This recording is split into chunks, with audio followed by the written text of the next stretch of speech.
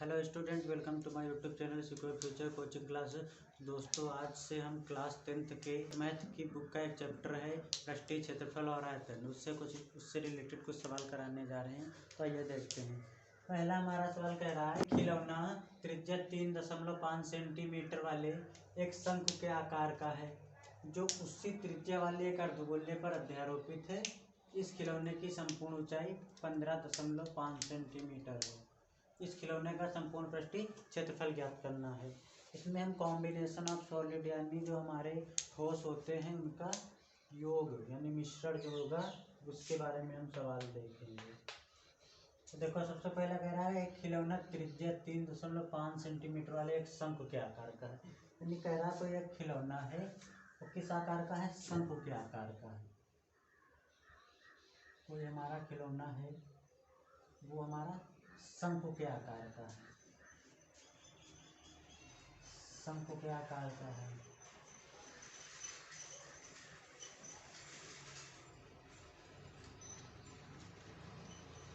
ऐसा शंकु के आकार का है। तो उसके बाद बता जो उसी त्रिज्या वाले और इसकी त्रिज्या हमको दे रखा है, मान लो कोई बिंदु है और इसकी त्रिज्या जो r बराबर दे रखा है वो हमारा 3.5 सेंटीमीटर दिया है। 3.5 सेंटीमीटर बता रहा है जो उसी त्रिज्या वाले एक अर्धगोले पर अध्यारोपित है। यानी ये जो शंकु है ये कोई अर्धगोला है, अर्धगोले पर अध्यारोपित यानी स्थित है। इस खिलौने की संपूर्ण ऊंचाई यानी जो हमारा खिलौना है यहाँ से लेकर यहाँ तक यहाँ तक जो ऊंचाई है टोटल वो बता रहा 15.5 सेंटीमीटर है। इसके बाद कह रहा है इस खिलौने का संपूर्ण पृष्ठीय क्षेत्रफल ज्ञात कीजिए। तो सबसे पहले जो रखा है लिखा है जो दिया है उसको हम लिखते हैं। तो आइए देखते हैं।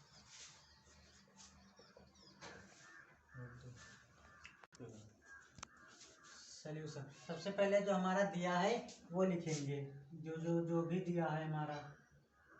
तो सबसे पहले देखो जो हमारा अर्धगोला होता है, अर्धगोला जो उसकी त्रिज्या होती है वही उसकी ऊंचाई भी होती है। यदि इसकी देखो 3.5 त्रिज्या दे रखी है यानी त्रिज्या और ऊंचाई सब सेम होती है इसकी अर्धवृत्त की, अर्धगोला की 3.5। इसको h मानो या r मानो, ये हमारी। तो सबसे पहले हमको जो दिया है सबसे पहले लिखेंगे खिलौने की संपूर्ण ऊंचाई। खिलौने की संपूर्ण ऊंचाई कैपिटल H मान लेते हैं। कैपिटल H बराबर दिया हमको 15.5 सेंटीमीटर। अब हम लिखेंगे अर्धगोले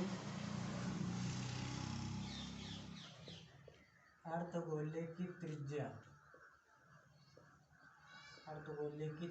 बराबर शंकु की त्रिज्या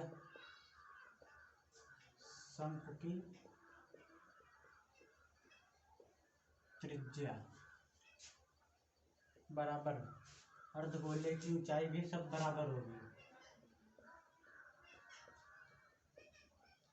अर्धगोले की ऊंचाई इसको h मान लेते हैं, इसको भी r। ये हमको दिया है 3.5 सेंटीमीटर। अब हम निकालेंगे शंकु की ऊंचाई। शंकु की ऊंचाई h1 मान लेते हैं बराबर शंकु की ऊंचाई निकलेगी हमारे टोटल खिलौने से। अगर अर्धगोले की यानी हमको टोटल दिया है, हमको इतना निकालना है, ये वाला ऊपर वाला। अगर हम टोटल में से इतना नीचे वाला निकाल दें, माइनस कर दे तो हमारा ये वाला निकल आएगा। तो हमको निकालना है संपूर्ण खिलौने की ऊंचाई से हमको माइनस करना है अर्धवृत्त की ऊंचाई। तो ये अर्धगोले की ऊंचाई तो 15.5 ये हमारा होगा संपूर्ण खिलौने की ऊंचाई। इससे माइनस करना अर्धगोले की ऊंचाई 3.5। तो जो आएगा हमारा 12 सेंटीमीटर, ये हमारा निकल आया। उसके बाद हमको निकालना है शंकु की तिर्यक ऊंचाई, ये हमको निकालना है। तो शंकु की तिर्यक ऊंचाई, शंकु की तिर्यक ऊंचाई क्यों निकालेंगे? क्योंकि जब शंकु का वक्रपृष्ठ निकालेंगे तो वक्रपृष्ठ का फार्मूला होता है पाई आर एल, इसमें एल की जरूरत होती है तिर्यक ऊंचाई, इसलिए हमको निकालना पड़ेगा एल का मान। शंकु की तिर्यक ऊंचाई, शंकु की तिर्यक ऊंचाई एल बराबर √h² प्लस r²।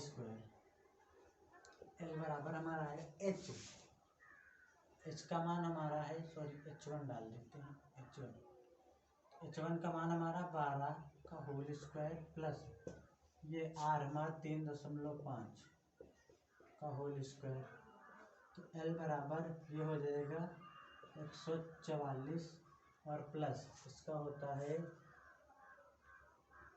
ये होता है हमारा 1225 यानी 12.25 आ जाएगा। एल बराबर इसको जोड़ेंगे तो हमारा आएगा, यहाँ पर आएगा हमारा 5.265 और यहाँ पर 1 इतना। तो जो ये होता है हमारा एल बराबर, ये हमारा होता है ये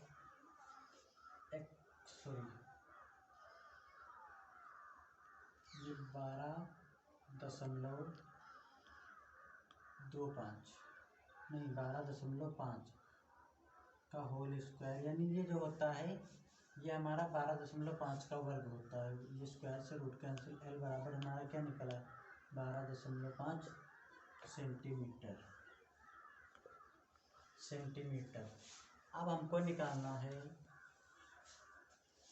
संपूर्ण वक्रपृष्ठ। तो संपूर्ण वक्रपृष्ठ निकालेंगे हम, खिलौने का संपूर्ण वक्रपृष्ठ या संपूर्ण पृष्ठ, खिलौने का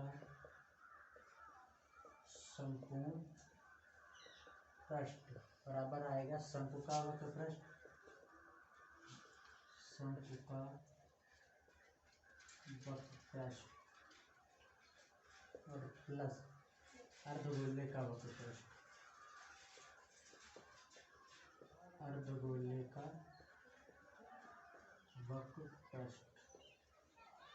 वक्रपृष्ठ इधर लिख लेते हैं बराबर शंकु का वक्रपृष्ठ होता है हमारा पाई आर एल प्लस अर्धगोले का होता है 2πr²।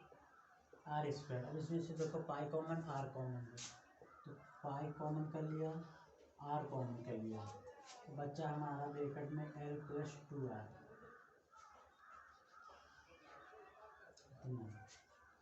बराबर सबका मान रख देते हैं। पाई का मान 22/7 और आर का मान हमको दे रखा है 3.5 और एल हमको पता है 12.5 और प्लस 2 गुणे आर का मान 3.5 इतना। यहाँ से दशमलव हटाएंगे, नीचे एक जीरो बढ़ जाएगा, 7 ना 35 हो जाएगा, ठीक है।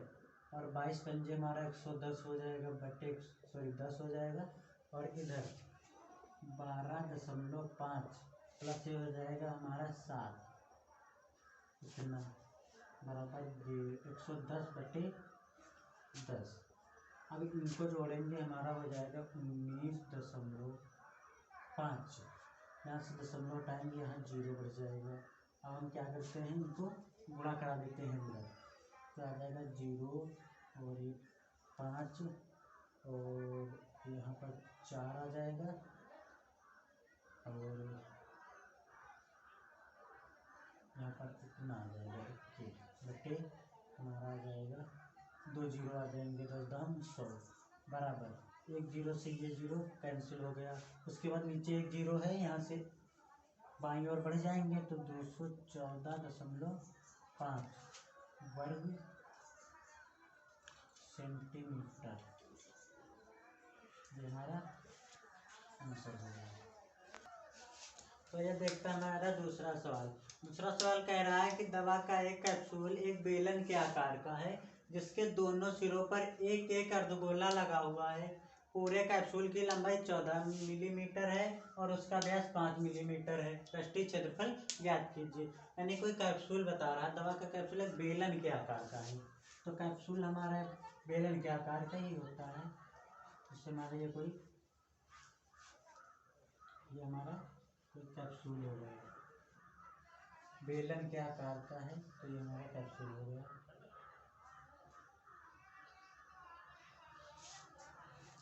बता रहा है जिसके दोनों सिरों पर एक एक अर्धगोला लगा हुआ है। हमारे बता रहा है दोनों सिरों पर एक एक अर्धगोला लगा हुआ है। ये हमारे कैप्सूल के दोनों सिरों पर एक एक अर्धगोला लगा हुआ है, तो ये हमारे अर्धगोला हो गए।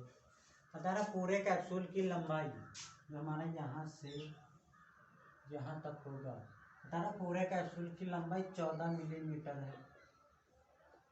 14 मिलीमीटर है। उसका व्यास जो हमारा ये है, ये यहाँ से लगाकर यहाँ तक, ये जो हमारा व्यास है ये हमको दे रखा है 5 मिलीमीटर, इतना। अब इसका व्यास 5 मिलीमीटर, तो इसकी त्रिज्या कितनी आ जाएगी? त्रिज्या हमारी यहाँ से यहाँ तक, त्रिज्या हमारी आ जाएगी 2.5 मिलीमीटर। तो यही हमारी इसकी अर्धवृत्त की ऊंचाई हो जाएगी। तो जो दिया है सबसे पहले वही लिखेंगे।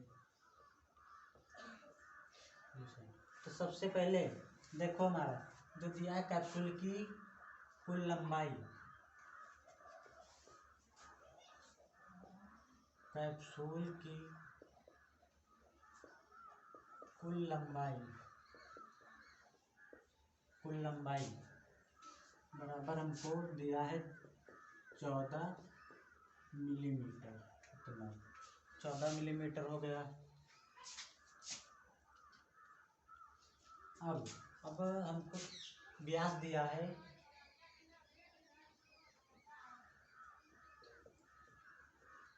बेलन का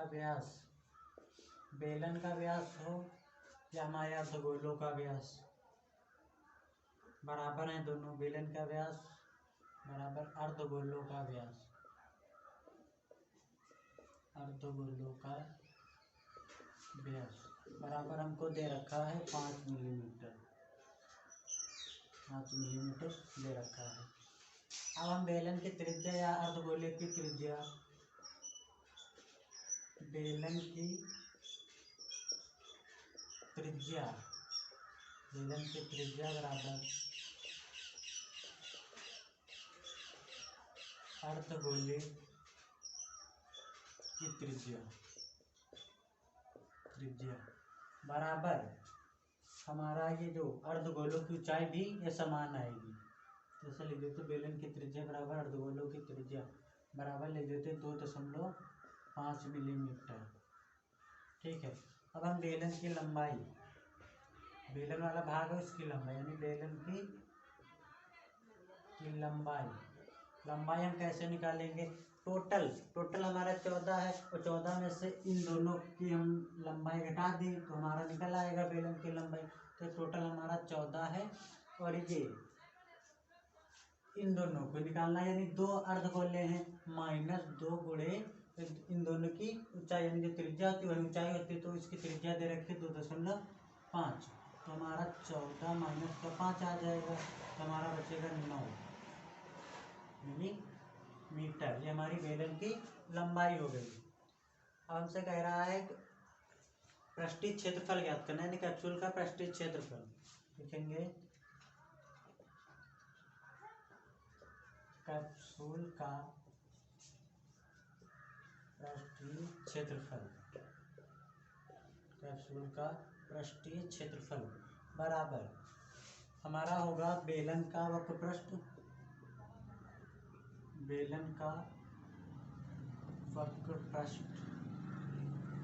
और प्लस 2 हमारे इसमें दिए हैं 2 अर्धगोले, तो 2 गुणे अर्धगोलों का वक्रपृष्ठ, अर्धगोलों का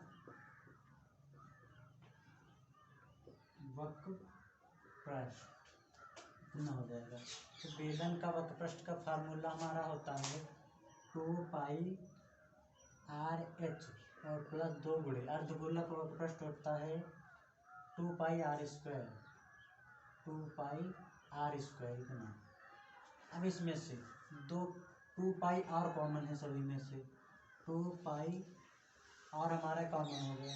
यहाँ पर बचा हमारा h प्लस 2r इतना बचा, मान रख देते हैं बराबर 2 गुणे पाई का मान होता है 22/7 गुणे r यानी त्रिज्या हमको दे रखी है 2.5 इतना। और उसके बाद ऊंचाई हमारी ये है बेलन की ऊंचाई, बेलन की ऊंचाई या लंबाई, ठीक है। तो ये हमारी 9 दे रखी है और प्लस ये हमारा 2 गुणे त्रिज्या 2.5 दे रखा है। तो ये हमारा हो जाएगा, यहाँ से दशमलव हटाएंगे नीचे 0 बढ़ जाएगा, यहाँ से हटाएंगे यहाँ भी 1 0 बढ़ जाएगा। ये हो जाएगा 2 का 2 2 2 पंचे 10 5 25 हो जाएगा हमारा इतना। 22 दूनी 44 और गुणे 25 बटे हमारे आ जाएगा 70 और इधर आएगा 9 और 5 जोड़ेंगे हमारा हो जाएगा 9 और 5 जोड़ेंगे हमारा हो जाएगा 14 इतना बराबर। अब गुणा कराएंगे हमारा हो जाएगा, यहाँ पर 25 चौके 100 होता है और 25 चौके 100 और यहाँ हो जाएगा हमारा 25 चौके 100 और 110 और बटे आ जाएगा 70 गुणे में 14। यहाँ हल करते हैं इसको, यहाँ पर इसको गुणा कराएंगे, यहाँ से काटेंगे 7 का 7, यहाँ पर 7 दूनी 14 हमारा हो गया। अब यहाँ से 1 0 ये 10 से यहाँ से 1 कट जाएगा, यहाँ पर बचेगा, यहाँ पर 2 0 बराबर आ जाएगा हमारा। देखते हैं कैप्सूल का कैप्सूल का पृष्ठीय क्षेत्रफल, कैप्सूल का पृष्ठीय क्षेत्रफल बराबर आ जाएगा हमारा। देखो यहाँ से 2 से गुणा कराएंगे 0 2 और 2 वर्ग मिलीमीटर, 0 वर्ग मिलीमीटर हमारा आंसर है। तो हमारा तीसरा सवाल कह रहा है ऊंचाई 2.4 सेंटीमीटर और व्यास 1.4 सेंटीमीटर वाले एक ठोस बेलन में इसी ऊंचाई और इसी व्यास वाला एक शंक्वाकार खोल काट लिया जाता है। शेष बचे ठोस का निकटतम वर्ग सेंटीमीटर तक पृष्ठीय क्षेत्रफल ज्ञात कीजिए। यानी बता रहा है कोई हमारा बेलन है, कोई हमारा बेलन है,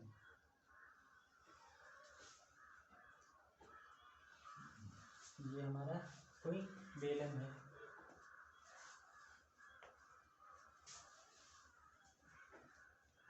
बेलन है, बता रहा है ऊंचाई 2.4 सेंटीमीटर है, यानी जिसकी टोटल हमारी जो ऊंचाई है वो कितनी दे रखी है 2.4 सेंटीमीटर।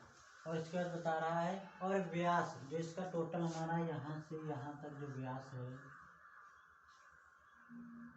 ये यहाँ से यहाँ तक ये हमको दे रखा है 1.4 सेंटीमीटर में एक ठोस बेलन में इसी ऊंचाई और इसी व्यास वाला, यानी इसमें कोई इसी ऊंचाई और इसी व्यास वाला एक शंक्वाकार खोल कर लिया जाता है, यानी कोई इसमें से कोई भाग निकाला जाता है, शंक्वाकार भाग निकाल दिया जाता है जिसकी ऊंचाई और व्यास सेम रहेगा, निकाल लिया जाता है। शेष बचे ठोस का निकटतम वर्ग सेंटीमीटर तक पृष्ठीय क्षेत्रफल ज्ञात करना है हमको, कोई दिक्कत नहीं देखते हैं। तो इसकी जो त्रिज्या आएगी हमारी यहाँ से यहाँ तक, यहाँ से यहाँ तक तो त्रिज्या आएगी वो r बराबर हमारी आएगी 0.7 सेंटीमीटर इतना।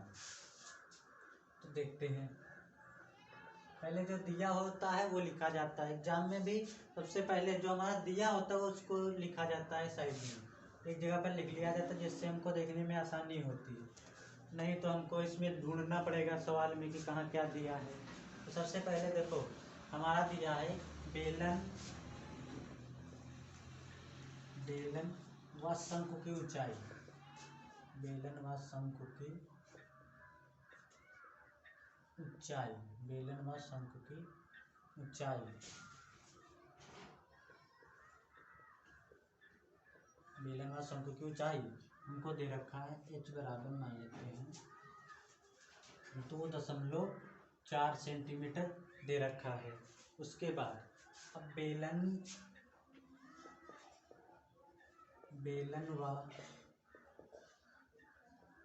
शंकु का व्यास ये हमको दे रखा है d बराबर 1.4 सेंटीमीटर। हमको बेलन की त्रिज्या क्या हो जाएगी, बेलन व शंकु की त्रिज्या, क्योंकि दोनों समान है, व्यास भी समान है तो वो ऊंचाई भी समान है तो त्रिज्या भी समान होगी। बेलन व शंकु की त्रिज्या r बराबर हमारी हो जाएगी, व्यास की आधी होती है यानी व्यास हमारा इतना है बटे 2, उसको काटेंगे 0.7 हो जाएगा हमारा। जो हमारी त्रिज्या आ जाएगी वो हो जाएगी 0.7 सेंटीमीटर। अब हमको निकालना है शंकु की तिर्यक ऊंचाई निकालना है, क्योंकि एक वक्र पृष्ठ में पृष्ठ का फार्मूला होता है पाई आर एल, और पाई आर एल में हमको तिर्यक ऊंचाई की जरूरत पड़ती है निकालने के लिए। तो हम तिर्यक ऊंचाई पहले निकाल लेते हैं शंकु की, ये वाली ऊंचाई को निकालना है इतना, और ये तुमको दिया ही है 2.4 सेंटीमीटर। तो शंकु की तिर्यक ऊंचाई, शंकु की तिर्यक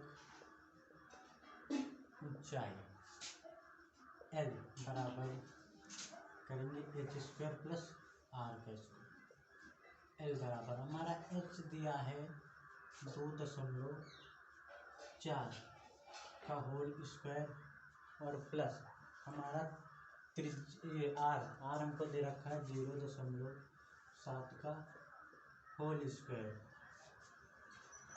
तो L बराबर ये यहाँ पर आ जाएगा 5.5 आ जाएगा हमारा 7.6। इसका जब करोगे तो इतना आ जाएगा, और प्लस इसका आ जाएगा 0.49। तो L बराबर दोनों को जोड़ोगे तो हमारा हो जाएगा यहाँ पर 5 और 7 4 12 5 6.25। L बराबर ये 6.25 होता है, वो हमारा 2.5 का होल स्क्वायर होता है, स्क्वायर से रूट कैंसिल, हमारा L बराबर 2.5 सेंटीमीटर हमारा निकल आया। तिर्यक ऊंचाई हमारी निकल आई। शंकु की तिर्यक ऊंचाई हमारी ये L निकल आया। अब हमको क्या करना था, शेष बचे ठोस का निकटतम वर्ग सेंटीमीटर तक पृष्ठीय क्षेत्रफल ज्ञात करना हमको। तो लिखेंगे हमारे ठोस का शेष बचे ठोस का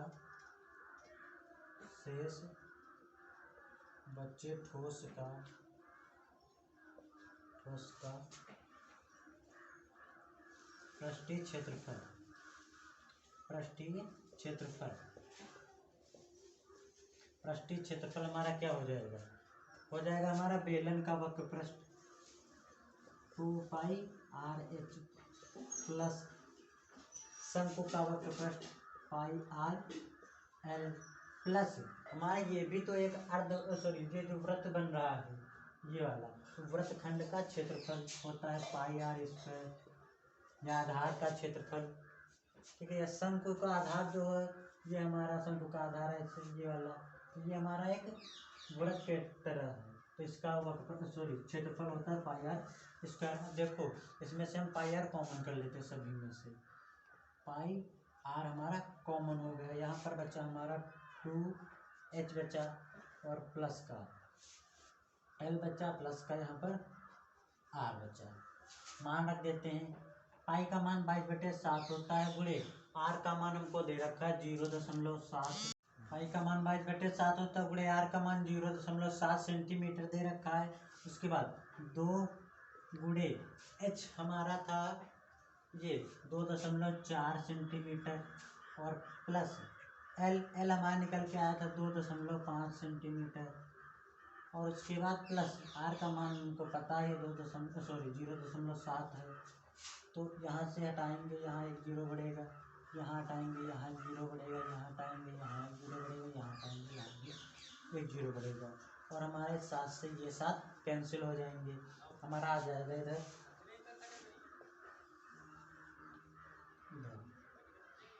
बराबर 22/10 आ जाएगा हमारा। और इधर देखो सभी के हर बराबर हैं। जब हर बराबर होते हैं तो उसको केवल एक बार लिखा जाता है, हमने लिख दिया 10। और 24 गुना हमारा हो जाएगा 48 और प्लस का 25 और प्लस का 7 बराबर 22/10। इन दोनों को जोड़ेंगे तो हमारा हो जाएगा 8 5 हमारे 13 हो गए और 13 7 20 हो गए 20। और उसके बाद 4 2 6 2 8 हो गए हमारे 4 2 6 और 2 8 हो गए। इतना आ जाएगा बटे 10 आ जाएगा। इससे ये कैंसिल हो जाएगा हमारा। अब यहाँ पर आएगा ये इतना और 8 16 17 हो जाएगा बटे 10 बराबर 176/10 आ जाएगा बराबर। अब देखो नीचे एक जीरो है, यहाँ से बाईं ओर बढ़ेंगे तो यहाँ 17 बाईं ओर बढ़ के दशमलव लगा देंगे 17.6 वर्ग सेंटीमीटर।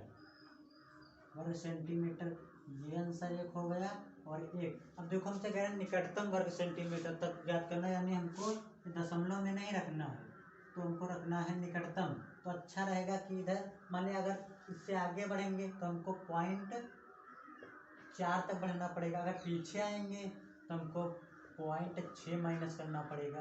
तो निकटतम जिधर नज़दीक पड़े, इधर 18 और इधर 17, तो नज़दीक इधर पड़ रहा है, तो इसीलिए हमारा हो जाएगा 18 वर्ग सेंटीमीटर।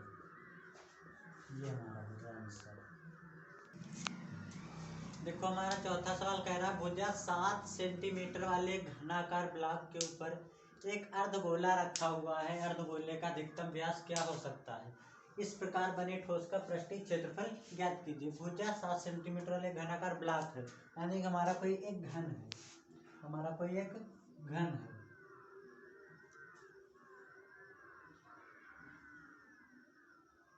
ये हमारा कोई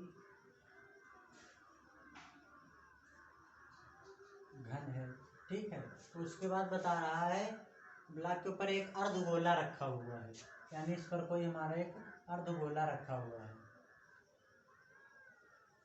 यहाँ पर मान लिया हमारा कोई अर्धगोला रखा हुआ है, यानी भुजा 7 सेंटीमीटर। जो इसकी घन की भुजाएं हैं वो हमारी कितनी हैं? 7 सेंटीमीटर। जितनी सारी भुजाएं होंगी वो हमारी 7 सेंटीमीटर की होंगी। 7 सेंटीमीटर, यहाँ भी 7 सेंटीमीटर। अब देखो, अब ये ऊपर वाली भी हमारे 7 सेंटीमीटर की होंगी। जैसे ये हमारा हो गया कोई ऐसे घन है, अगर इसके ऊपर हम मान लिया इसके ऊपर कोई अर्धगोला रखेंगे तो वो उतने पर ही आएगा जितना उसका कोर होगी। तो ये जो कोर है ये 7 है, तो इसका व्यास भी कितना हो जाएगा हमारा? 7 हो जाएगा। तो इससे हमारा एक आंसर निकल आया, कहना अधिकतम व्यास। तो अधिकतम व्यास हमारा 7 सेंटीमीटर होगा। तो देखो दिया है भुजा यानी घनाकार ब्लॉक की कोर, घनाकार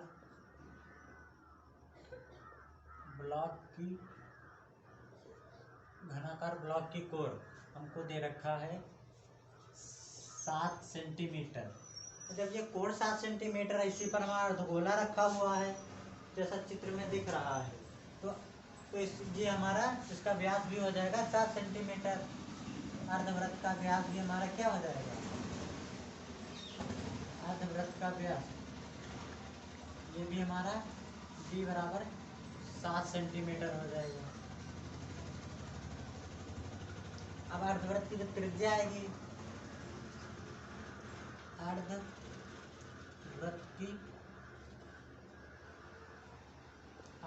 की त्रिज्या हमारी r बराबर हो जाएगा 7/2 सेंटीमीटर। हमसे कह रहा है इस प्रकार बने ठोस का पृष्ठीय क्षेत्रफल ज्ञात कीजिए। तो निकालते हैं पृष्ठीय क्षेत्रफल। ठोस का पृष्ठीय क्षेत्रफल, ठोस का पृष्ठीय क्षेत्रफल बराबर हमारा हो जाएगा ये घन का वक्र पृष्ठ यानी हमारा होता है 6a²। अब इसमें से हमको मान लिया ये हमारा है, ये घन है, ठीक है, ये घन है, ये अर्धगोला है इस पर। तो 6a² यानी इसकी 6 भुजाएं तो हम लेंगे, ठीक है। उसके बाद इसमें से हमको बाहर का निकालना है ना कि अंदर का है, तो जो अंदर होता है उसको नहीं निकालेंगे।